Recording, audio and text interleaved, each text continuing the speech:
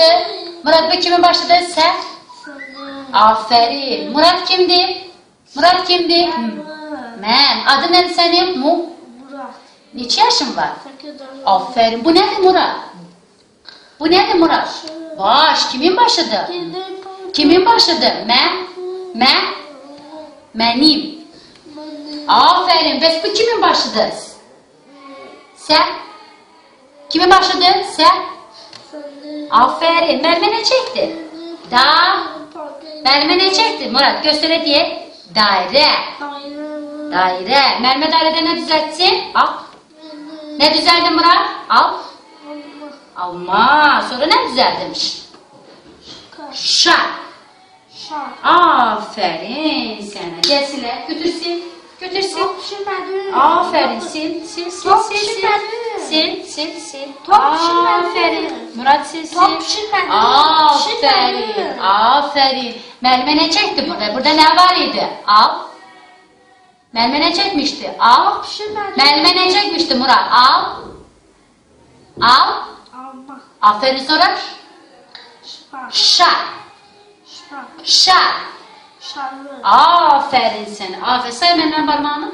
Say. Bir. Say Murat. Bir. Murat bir. Sonra iki. Üç. Dört. Beş. Neçide de saydın? Neçide de saydın? Aferin sana. Şafır mermerenle. Şafır. Aferin. Sen bende mermeren eline vurdun. Mermeren eline vurdun. Şa. Ne vurdu mermerenle? Ne vurdu mermerenle? Şa. Aferin. Mermer adı nedir? Hayale. Bir de mermer adı nedir? Mermer adı nedir? Hayale. Aferin sana. Sen hayale mermeni çok istiyorsan Murat? Çok istiyorsan? Hayale. Aferin. Çok istiyorsan? Çok istiyorum.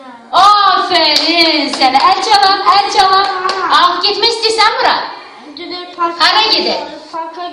Parka gidelim. Parka neye gidelim Murat? Gidip orada niye? Parkta ne indireyim Murat? Oynuyor. Aferin. Sağ ol Merve girelim. Sağ ol. Aferin.